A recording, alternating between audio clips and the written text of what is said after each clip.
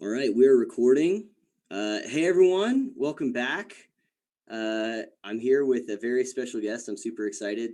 Bridget Phetasy is joining me for a conversation about, I don't know, it feels like how to not be black-pilled a little bit is what we were talking about before we got started.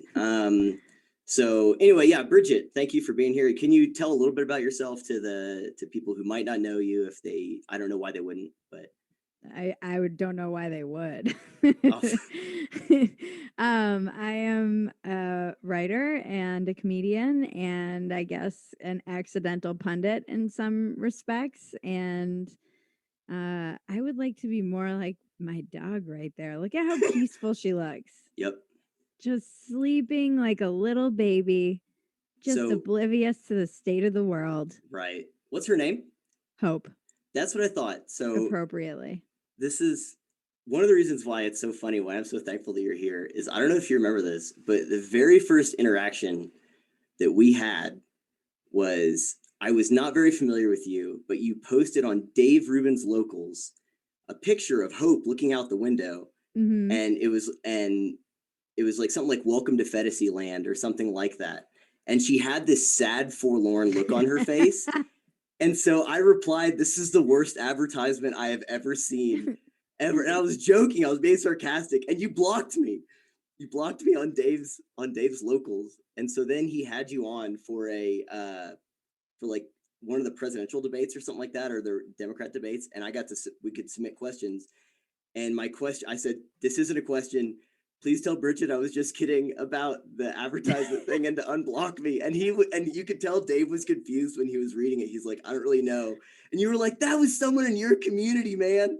I was like, "Oh my God." I'm like, "I was just kidding. I was just kidding. I didn't know anything." So I'm really thankful that you're I don't here. remember any of that. And I so rarely block anyone, but I think I do remember that if you like come for it's always when people come for someone else.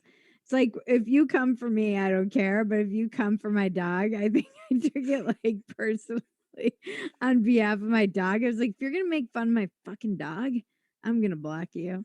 And she looked Um, sad. I was like, "What? Why?" She's sad about Fantasyland. I feel sorry for your dog, but either way, I'm She sorry. always looks sad. She has resting grump face. That's what we call it. She's friggin' boxer. They have RGF. resting grump face.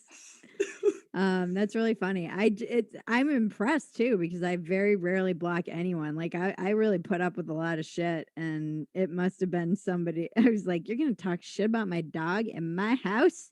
I guess it wasn't really my house, though. It was Dave's. Yeah. Yeah, I don't remember. Like I said, I don't remember anything. I have no I wish I had one of those memories like some people in my family have those steel trap memories where they're like, "Remember in 1998 when you said, XYZ and then you I'm like, "No, no, I don't." Part of this is because I was drunk and high for like 2 decades, and another part of it is that I do feel like the content I want to create consumes my every Mm. available bit of bandwidth. And if it's not that, then it's just um, feelings of self loathing and imposter syndrome getting in the way Very healthy of stuff. any All of it. memories. So, Super well, healthy. right. So that aside, you said you're a accidental pundit, and I've heard you say that before. And one of the things that I like every time I've heard you say that, I've thought that it seems more like you're a reluctant pundit, and maybe those both go hand in hand.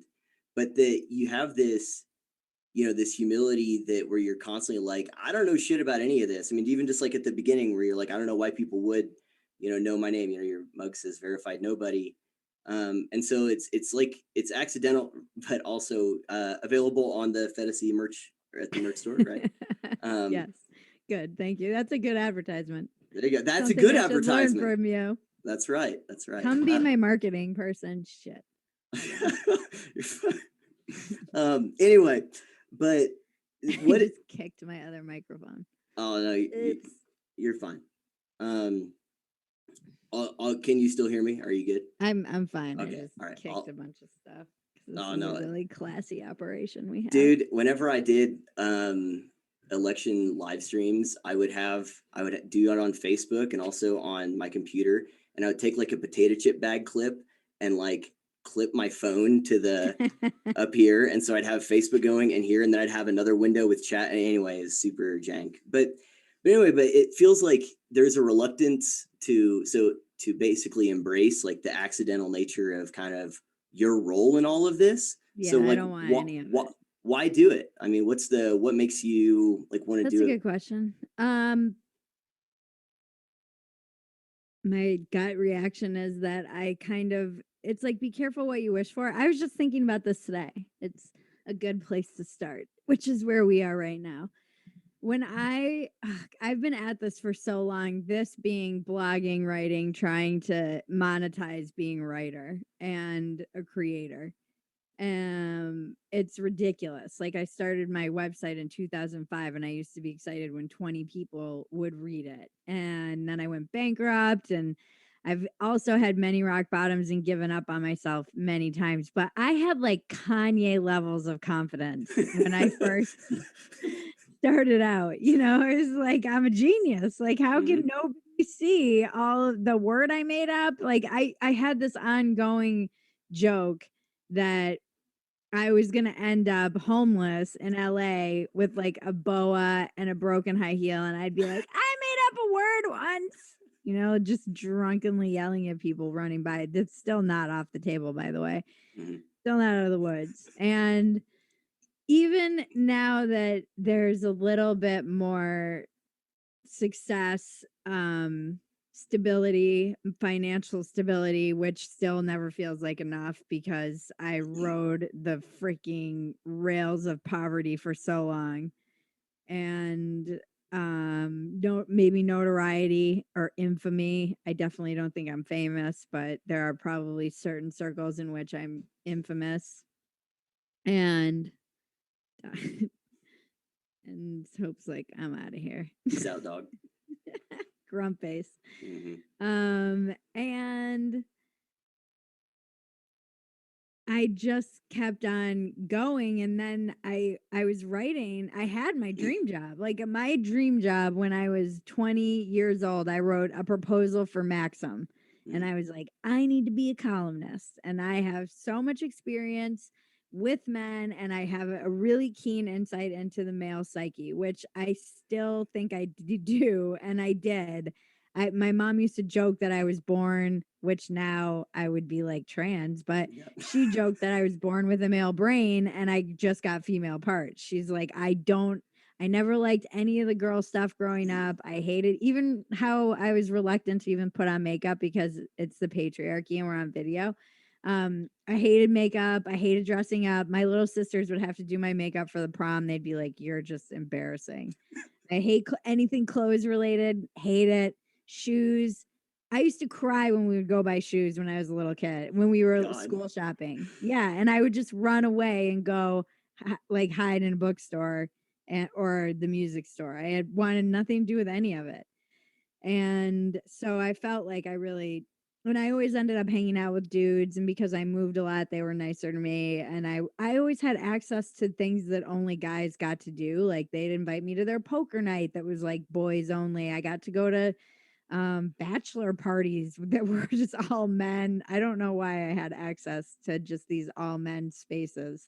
I guess I was like one of those guys do one of the boys. yeah, like a guy's girl or whatever. Yeah. And so that was my dream. And then I got to write accidentally through tweeting, ended up writing a column at Playboy, which I loved. I loved doing that job. It was a grind for sure. A weekly column is nuts, especially when you're kind of crowdsourcing information, researching things, interviewing people. It was definitely, and I never missed a deadline in the first year in particular when I had Joe Donatelli, my favorite editor in the entire world. He just was so great and inspired me, and I felt like I was growing as a writer. And then the culture wars. I kind of stumbled into the culture wars, and 2015 came, and I was very online because I was writing at Playboy, and I had started doing comedy in like 2010. I was grinding pretty hard. I pulled back from comedy once I started getting paid to write. I was still doing it, but not like I was when I first started. Like hundreds of mics a year.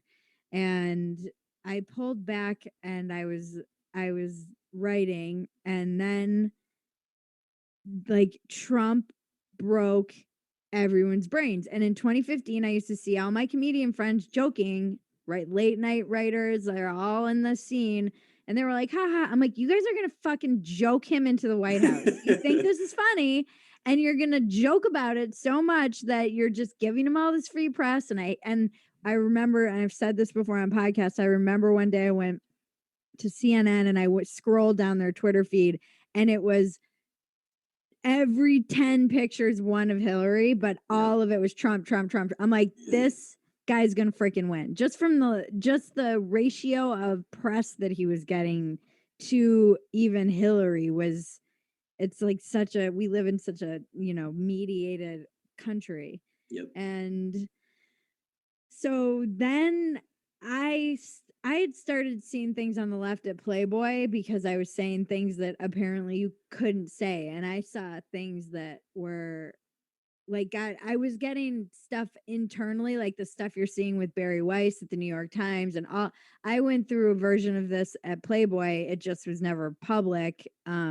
But they hated me, like the young staff who worked internally, because men's magazines have been taken over by like radical feminists, basically. Lovely. Which is, it just changes the vibe a little, I think. And just a touch. And so they didn't like me. I wrote some pieces that made the left mad and the right mad. And I stumbled very blindly into the culture wars and what they were. And I kept on doing my thing, and I magically, like, considering some of the stuff I wrote at Playboy, which is now all scrubbed, and I have to believe there's some reason for that that's protecting me. I'm shocked that I didn't get canceled or go viral or anything. The closest I came was internally when I did a whole piece where I had men mansplain feminism to me. It was supposed to be a joke. I just had them write and explain what they thought feminism was, because it was interesting hearing from the perspective of men. And then I wrote it, and I said I cut and paste what they said. And I was like, this essay has been cut and paste by men as their opinion about like their view of what feminism is. And man, that did not, just the clickbait title, which I thought was hilarious, pissed off all of the young women. And they're like, well, she doesn't know what feminism is. Why is she even talking about it or writing about it? And I just thought it was kind of funny and a different kind of piece to do. And man, we didn't even know that line kind of existed internally until we stepped over it. And when I started seeing that kind of pushback from internal, I was like, what is this? And then I started seeing it everywhere. It started getting worse and worse. And, everyone thought, this is why I couldn't take anybody with the literally Hitler stuff with Trump seriously, because they went from joking about him and using him on late night and basically begging him to run to literally Hitler overnight. Like, you don't get to do that. You don't get to make that drastic. You can't go from this guy as a buffoon and a clown to, oh, literally Hitler. And then they'd be like, well, they thought Hitler was joking too. I'm like, Hitler had a book. Like, he had an ideology. He Part of had the deal is plans. very different from Mein Kampf, I think. Yeah. Very different. And that was when I started really stepping in shit on Twitter. I kind of made a decision to just be open, and then I just did things that I can claim ignorance is never an excuse. I just was a freelance writer trying to make money, so I wrote some pieces for the Federalist because they said, hey, I was like, yeah, I would talk about how there's like a huge amount of hypocrisy on the left about feminism, but I would never get published. And then Ben Dominance was like, we'll publish you on Twitter. And I didn't know who Ben was. I didn't know. I talk about how all the time recently I was talking about how I knew so little about conservative media that I called it the National Review. And Oh, good. everyone's like, it's so adorable that you call it the National Review. You like really know nothing. Nothing. And then I just ended up saying yes to, going on a bunch of different podcasts, and I got called a left-wing reactionary, even though I thought the right was like full of shit too. I was like, Hmm. these people are all, it all just seemed, it was weird too, like going to DC and seeing the pundits, or going to like New York and seeing the pundits go on, fight with each other, come off and be like, so play date for our kids on Saturday, go barbecue. And I was like, this is all a fucking act.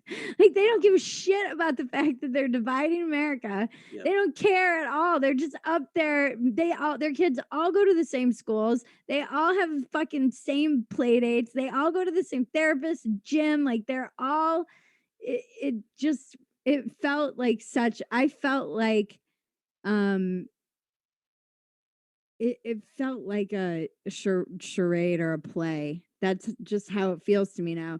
It feels to me, the cable news feels like a play now. The way that I experience it, it's like watching a play. Twitter feels like like backstage. It feels like everyone's running around, they're All getting the mad at each extras. other. Yeah, there's extras. The main players are fighting amongst each other. The director's like, oh, we won't have it this way. And there's, and then there's just kind of everybody who doesn't, the 80% of people in America who aren't on Twitter, just watching. That's what terrifies me, is like, oh, you're just watching this, like taking this in and think that this is At face value, taking it at yeah, face value. taking it at face value and remotely thinking that any of this, like Yep. it's just, so yeah, I became pretty disillusioned with all of it pretty quickly.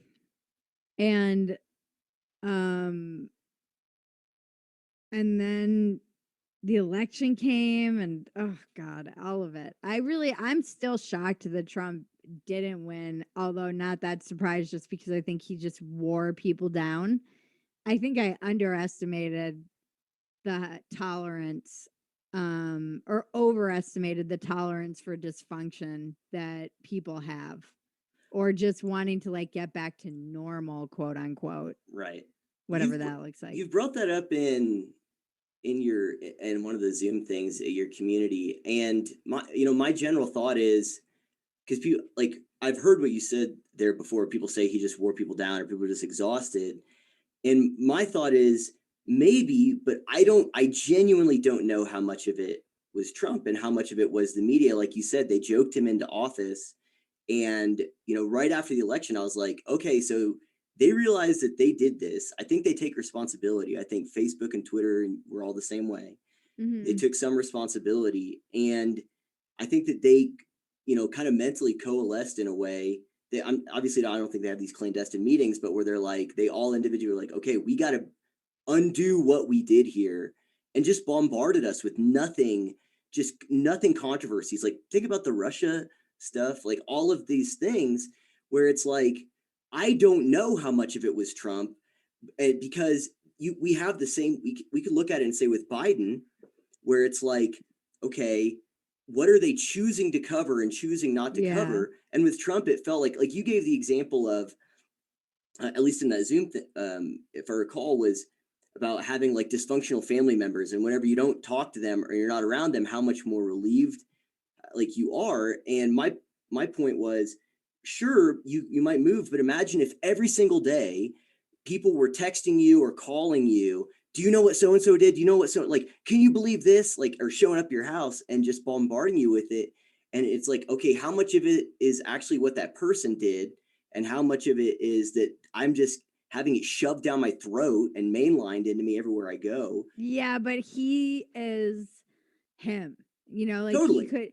he couldn't stop being himself, and I think that he knows how to manipulate the media. He Yep. knew that everything that he did would be picked apart.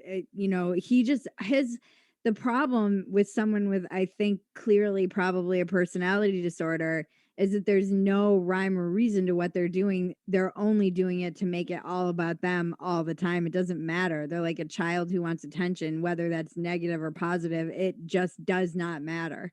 And I've said this many times, even on many podcasts, is like, what if narcissistic personality disorder is the idea that the world revolves around you? Like, what if it suddenly does?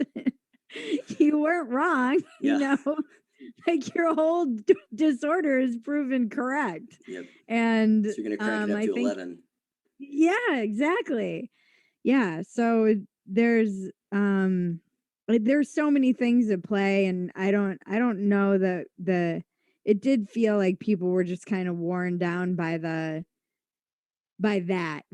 kind of self obsession, which can Sure. be exhausting to people. No matter, I don't know that the media couldn't really turn away. It's weird now because I feel, and then we had the pandemic. Like, are you kidding me? Then we had a fucking pandemic. I feel like I think the reason that I've even just talking to you about this now is helping me understand why I might feel the way I feel, because everything's just barreling forward and no one has time to really process anything. Yep. And as a writer and just an addict and somebody who needs that self-reflection and needs to try and process things, i I need to like process what the hell happened. Even in my own life, what I'm like, what the fuck just happened? Yep. I don't know. Malice interviewed me and he was like, people always want to know, why do you have such an audience? I'm like, I don't know. I think I was just saying things that people feel and nobody can say anymore, which is crazy. And when you asked in the very long form answer to your question, why am I still doing this? That's why. Um, I don't feel, and I see it with everything. I was writing about this today. Just everything feels to me. I feel helpless as Mhm. always with things like the Israel Palestine conflict, because it seems so complicated, even though everybody's like, no, this is simple. If you talk to someone from one side or the other, they're like, how could you even question um, how simple this is? And it seems like it goes back, you know, decades, if not thousands of years. And it's like geopolitical origins are things that I know nothing about. And so far outside of my lane, I would never even stray into the commentary about it. But it does feel like everyone has a very clear side that they're on, Yep. no matter what. And I feel like everything's become that. Everything. Like masks. Now it's the vaccine passport, vaccines. Like every fucking thing is just a zero sum Yep. game. And I hate that. But I actually think, and my husband was astute enough to point this out to me when I said, I'm out. I don't want to do any of this. He was like, that's what they want, though. They Yep. being the people and the predominant kind of tribes, especially the extremists with the loudest voices, is to just shut the Overton window completely so that everything is just a zero sum game. There is no nuance. There's no space for a conversation.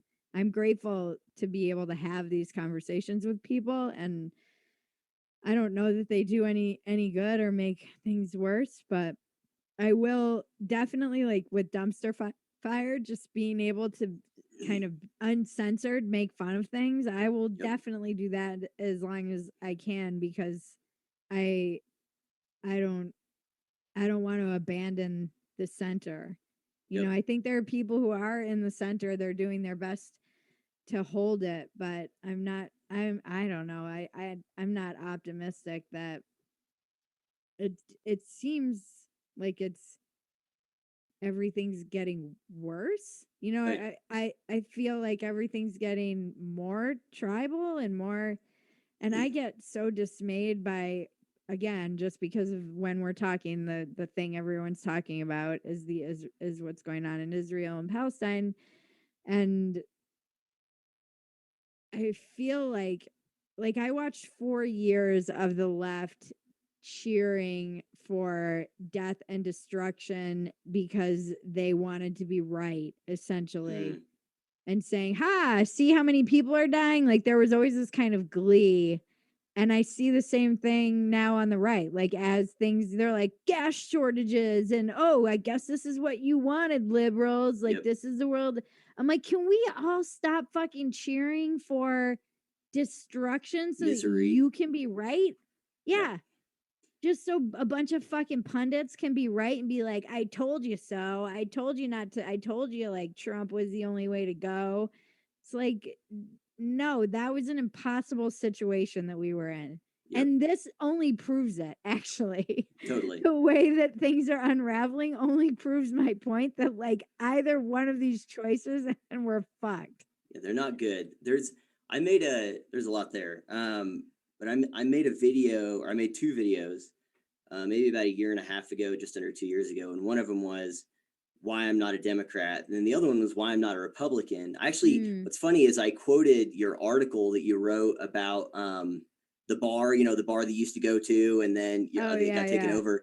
And I was so unfamiliar with you because I loved the article, but I'd never heard anyone say your name. I pronounced it Phetasy. And then once I heard it right, I'm like, oh, okay, so I'm a jackass. It's obviously Phetasy. I don't know why I said that, but How dare you mispronounce that word I made up? fair enough. But like one of the things, like I went back and watched them not that long ago, and I'm like, this all still holds true. And this metaphor I have in my mind is like, how like any of those crappy Transformers movies, like the trailers are always like their war, our world, and like the human plot of, or the plot for every human in those movies is just try not to die in the Yeah. crossfire from these two sides. And I feel like that's how it is for like the establishment left and establishment right. It's like their war, our world, and all the regular people are just like, we're just ducking it. We're Shia LaBeouf, just Mm, ducking the whole time. Just like, can you take this somewhere? Like, go back to Megatron, please. Like yeah. this is we're all collateral damage in their game for power. It feels like, and it's just Same. really I mean, that's frustrating. just war in general too. And again feels like what's going on in the Middle East, and it's that's a great metaphor. Yeah, I like that. I think that you're right. It is. It does. It just feels virtual. You know that because it's so much of it is a culture war, Totally. that's happening online, and yeah, I'm not sure. It's funny because I've been writing The Accidental Pundit, which is the book I want to write just about like what the hell happened. Hmm. And in order to go forward, I need to go back and I talk about why I moved to LA in the first place. I'm like, well, why did I even move to LA? Let's go back to that. And it was to be an actress originally and then to be a writer. I got dared to do stand-up comedy. So I had all these scripts. I still do. I have lots of science fiction scripts, but kind of in the process of becoming an accidental pundit, I inadvertently kind of wrote or spoke my way out of access to the mainstream. Mm. Access to mainstream, and I feel like I'm feeling that now more acutely, just how the choice to push back against the left during the Trump years. Um, and I've said this too, it's just like doors close. It's not Mm. that doors don't open, doors just close that you never know about. In publishing, in Hollywood, in all of it.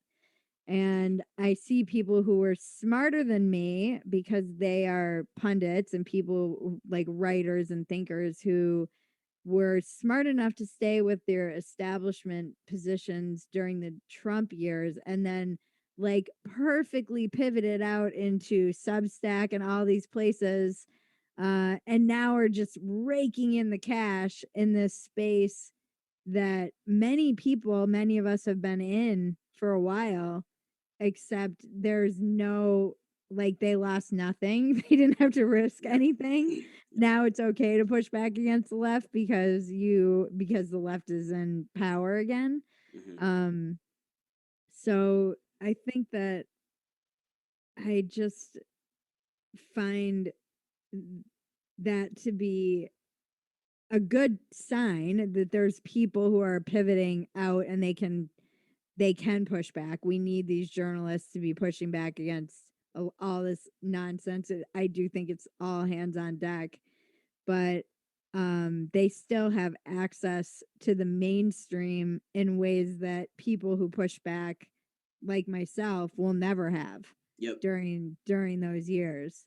I mean, it didn't. I lost definitely friends, and I'm not like some victim, but I think it probably cost me my job at Playboy, Mhm. whether that was the open reason or not. They're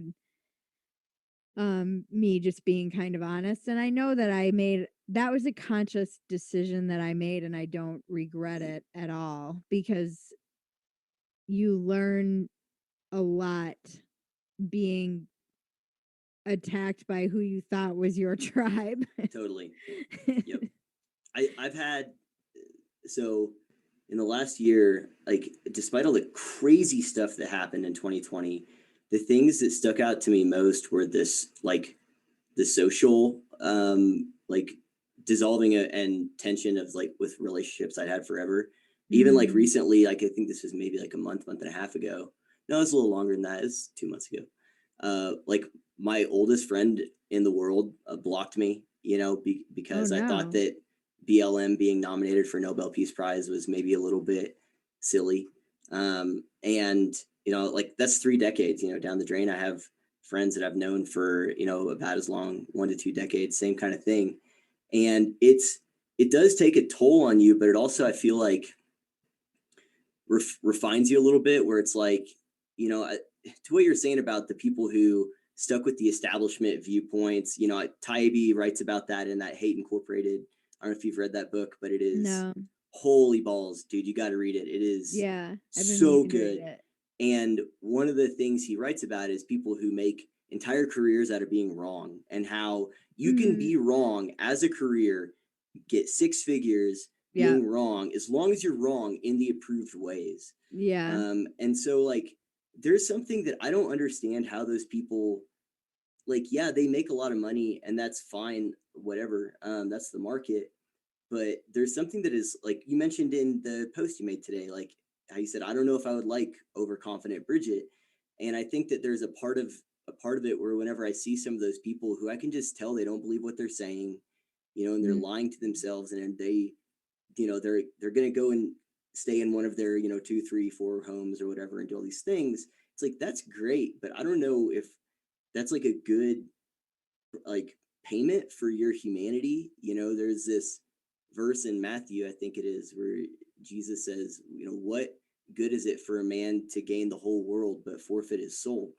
And, mhm. like, that might sound a little bit extreme, but my point is that if you're Jesus was so melodramatic. I know, right? That guy. Such a And drama queen.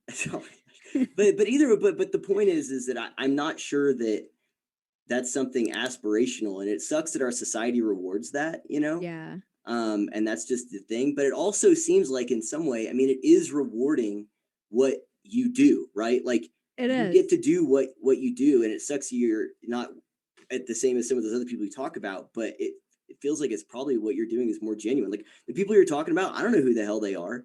Like, not that my I count, is anything, but my point is, I think the people who value authenticity, are, and as our world becomes less and less authentic in just the way it's presented, and people are waking up to that. Like, I tell people that whenever I go and visit family in major metropolitan areas, it feels like I'm going to the Renaissance fair, or like one of those, like, living history farms. I'm so serious, because it's like, you go to those places and the people are not, it's not reality. It's not reality, and they're trying to convince you it is. And I just can't do it. Like, because where I live is so normal. Like, I went Yeah, out for happy hour the other night and it looked like pre-COVID. And yeah. so, but my point is that as people are increasingly waking up to how much of what is being, like, shoved on us is not reality, they're starved for authenticity, and that authenticity is what they're finding in people like you as they're looking at those people who just pivot, like you said, seamlessly, and they're like, you're full of shit, man, you're full of shit, where can I get something authentic? So there's clearly a Yeah. market for it, I guess, is my point. I really just always wanted to entertain, I think, and tell stories, and um I'm honestly very happy with where I'm at. I actually like it. The only thing that I think sometimes bothers me is that I would like to be able to pay Maggie, my Mm, cousin, who's like a co-producer. I'd like to have her full time.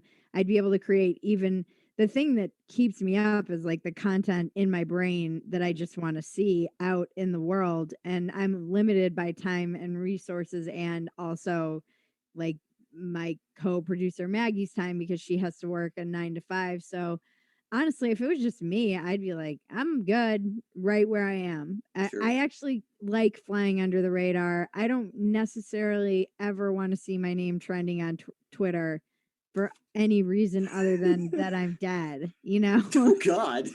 Okay. I mean, honestly, that I hope that that's the only reason.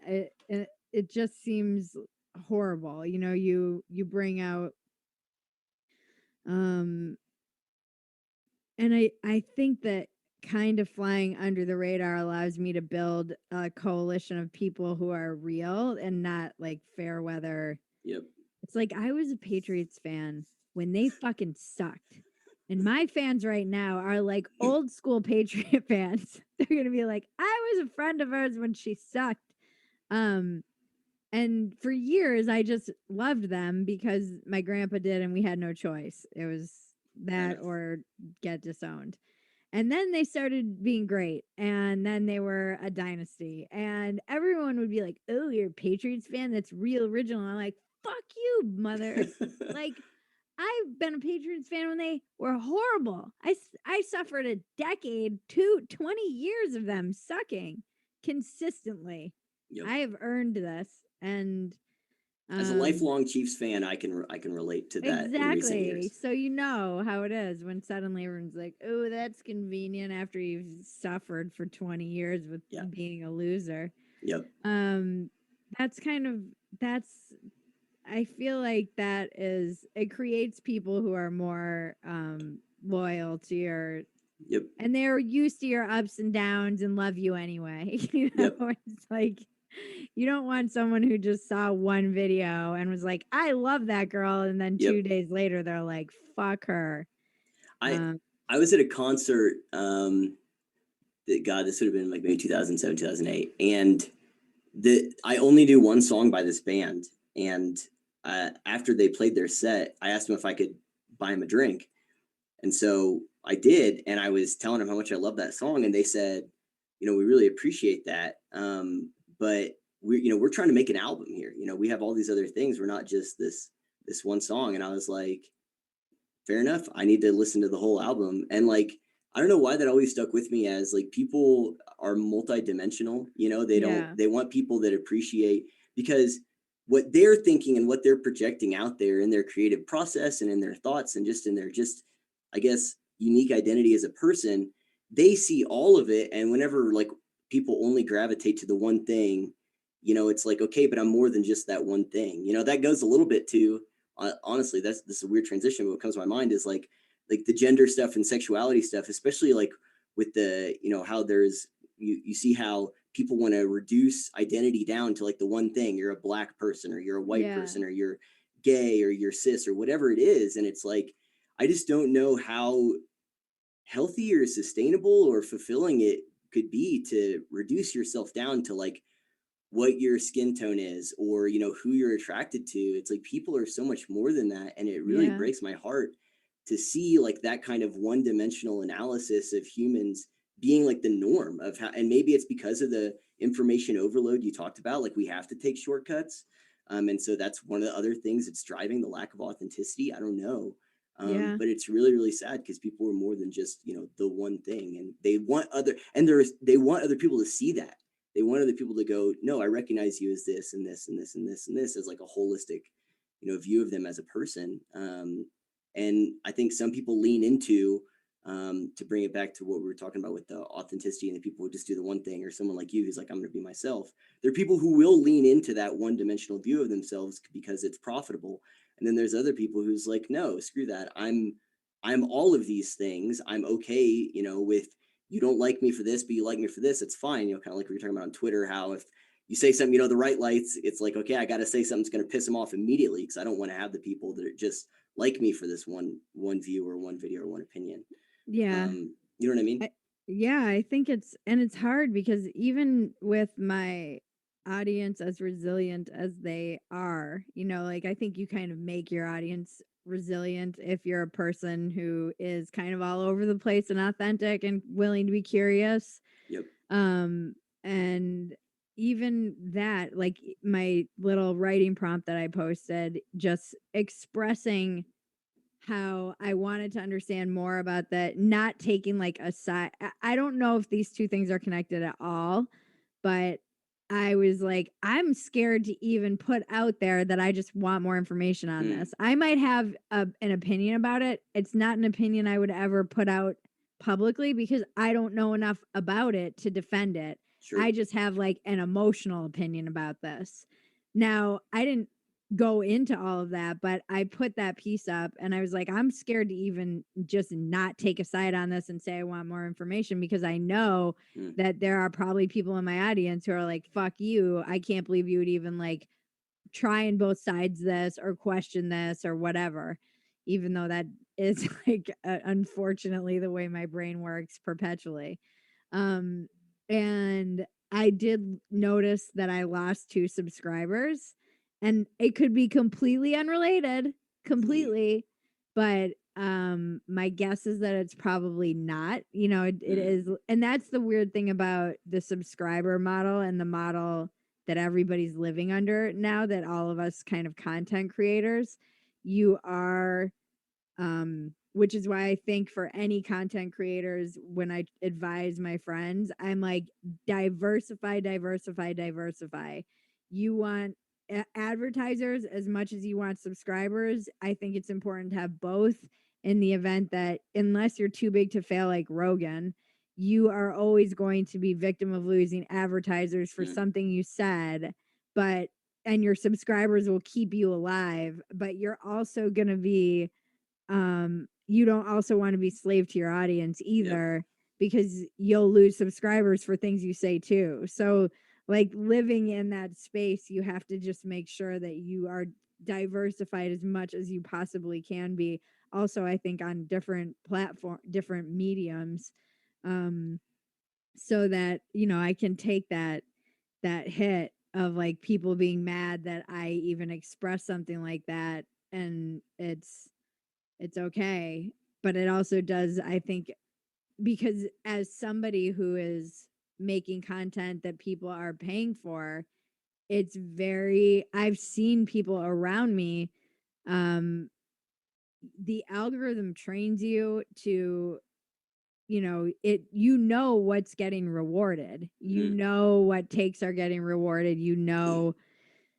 and so you don't, and I've heard enough people talk about becoming slaves to their audience, and I've seen enough people just go in the algorithmic direction of their audience and completely abandon themselves in the process to I really have to just, when I generally think like, if I have that thought like, is this going to cost me money, followers, or whatever, I'm like, send tweet or like post it, because that means I'm if that thought enters my mind, that means I'm um being trained by my audience, not the other way around.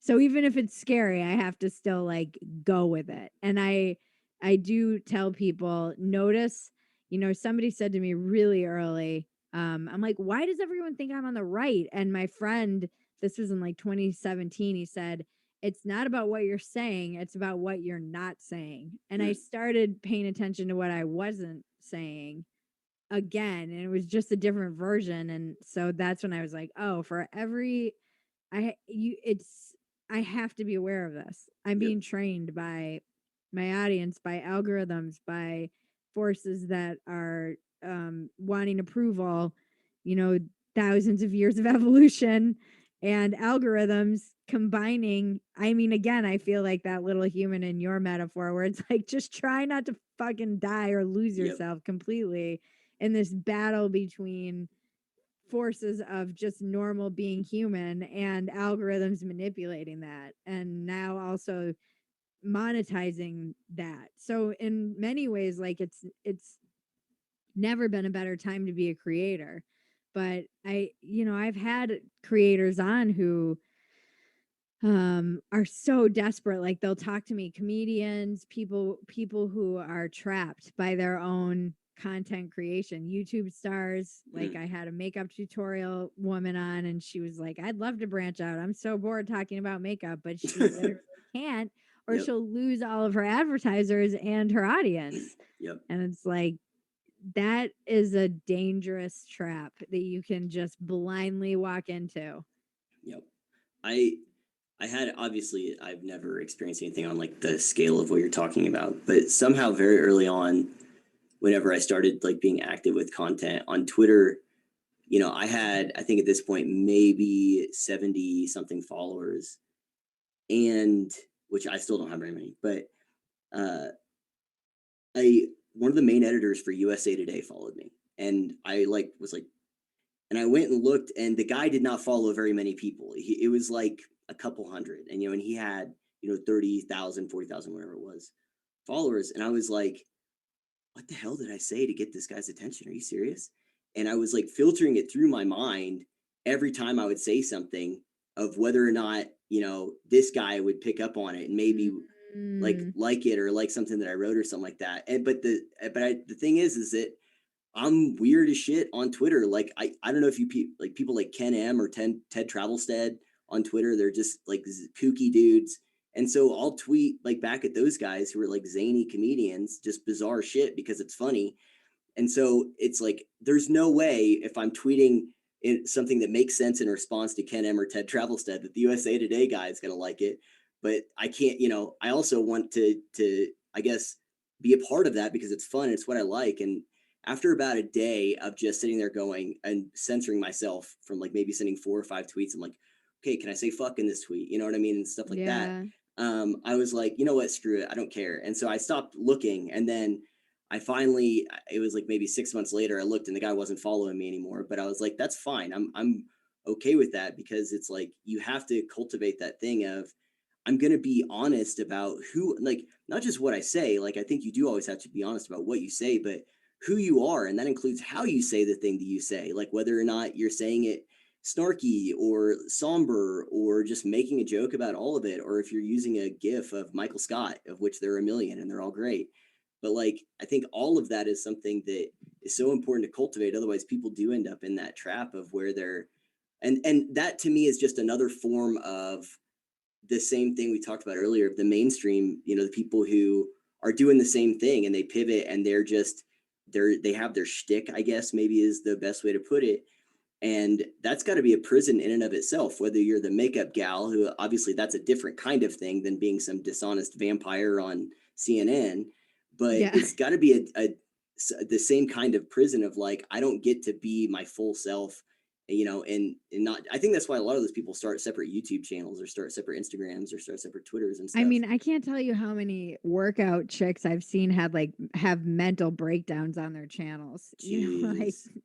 just the pressure of looking a certain way and having to crank out. It's a whole YouTube, like feeding the algorithm is a whole bit that I'm trying to work out because I think we are all subject to this. Yep. And everybody feels these pressures, whether they're at the level of Rogan or at my level or at your level or even just an individual who's shit posting anonymously, online for no Those are my reason, but favorite people a lot of they times. are my favorite people as well, and some of them have done very well for themselves. Um or it's like yesterday I was there was another great example of why I hate Twitter, and I'm like, "Why am I on this fucking site?" Good I'm sorry question. for all the swears. I'm You're fine. feisty today. Why am I on it? I just there was like one picture of a couple stockpiling gas, and everyone was like, "Oh, look at these Trump supporters hoarding all the resources." I'm like, "You don't know anything, nothing about these people, nothing." And it's one image that's gone viral that's like that now they are the like Yep. face of the gas hoarding. It's like one freaking pic.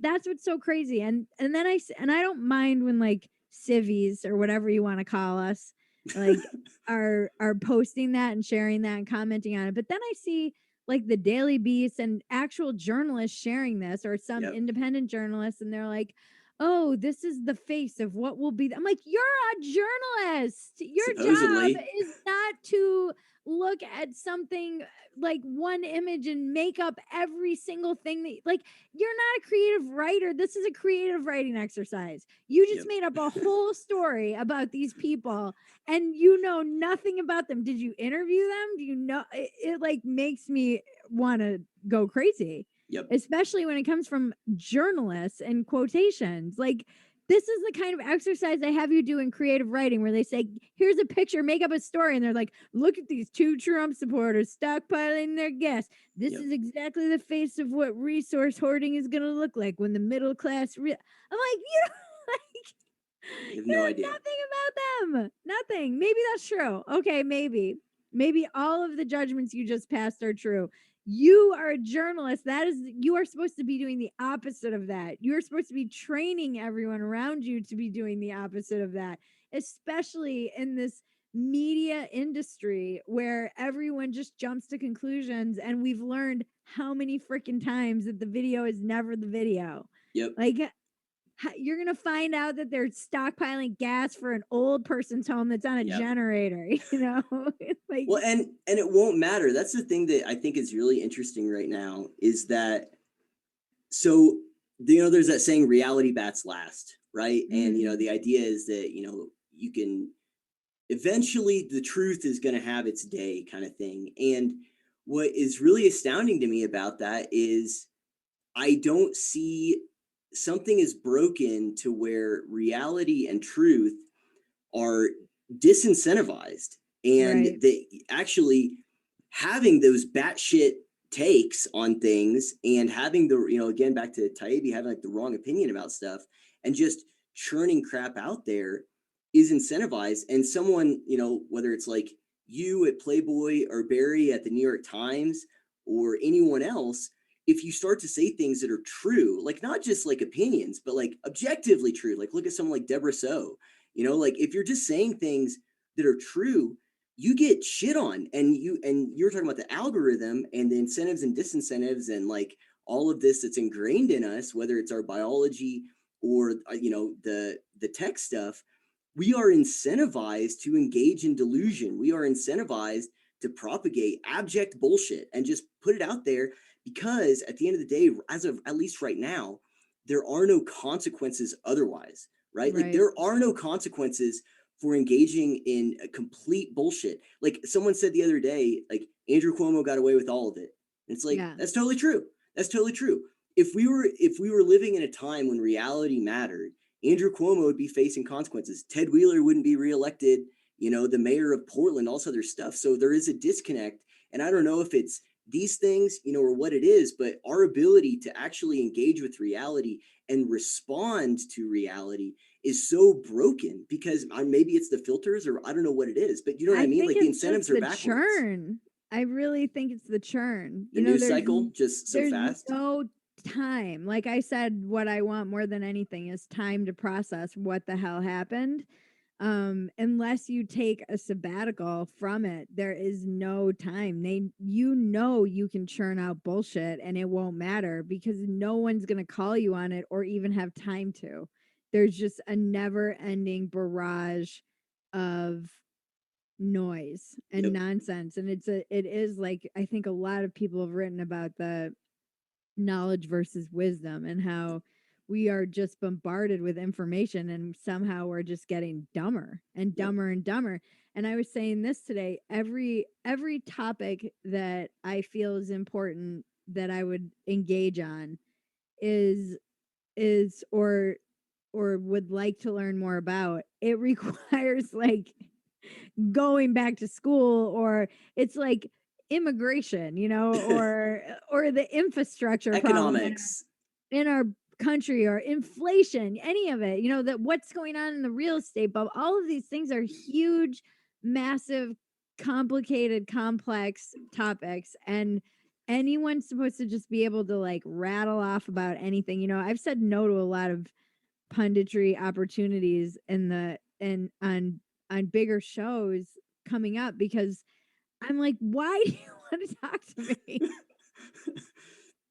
I shouldn't be on your show. I'm sorry. I Yep. just shouldn't be commenting on any of this. I don't know, because then I'm adding to the problem of infotainment, which is a Yep. huge part of our problem. Information, politics, everything has become entertainment. Yep. And we've just slid so seamlessly into that. And I guess I've been feeling like, if I'm going to be running my mouth and talking out of my ass, shouldn't I be doing it like on stage instead of on like a Fox News panel? Yep. I don't know why I'm there. Well, there's also like, and this is a question I had. So I feel that there's this weird tension where I have this thing where if I don't, this is like 2 years ago, I made this, or my New Year's, when I did a New Year's episode for going at the end of 2019, going to 2020, I said, one of the things that I want to be diligent about is, we have no shortage of quantity of content and opinions and thoughts, just being spewed out there. But it's ruining our quality of content and of thought and of discourse. Yeah, but quantity wins, Exactly, and you exactly, know? and so my thought was, I don't want to ever add to the quantity unless I feel confident that I'm at least also adding to the quality. And I have these times where I feel paralyzed by like not knowing what to say, and so I just won't put anything out there where I'll tell people, I'm like, look, if I don't know what is going on, like I don't know what to, I don't know what to say other than, hey, just letting you get, quickly updating you. I also don't know what the hell is going on. I'm sure, Right. and I don't have anything to say other than that. Maybe go for a walk, like go spend some time outside, spend some time with your pets or your kids or whatever. And I see these people, like you said, they get rewarded, but there's these people that have like the ones who have something every single day. I'm like, I don't know how you do that. Like the ones who No. do that, and it's like, and I'll see them even sometimes, and this is going to happen. I'm not shitting all over them, but like people like a Ben Shapiro type who will make like serious mistakes in reporting or in stuff like that. And it's like, that's going to happen when you have to Yeah. do that every single day. And it's like, I don't want that to happen. But at the same time, that consistent quantity is what's rewarded. And that goes back to what I was saying, where truth is not necessarily the thing that's at the top of the hierarchy that gets rewarded. And at least not right now. It's just, can you just put a bunch of stuff out there that's going to draw eyeballs no matter how you get that? So it's like, how do you deal with that as a creator, like that kind of tension of like, I don't know what to say, but I know that I have to be consistent in this. I have this daily thing or this weekly thing, at least in your case.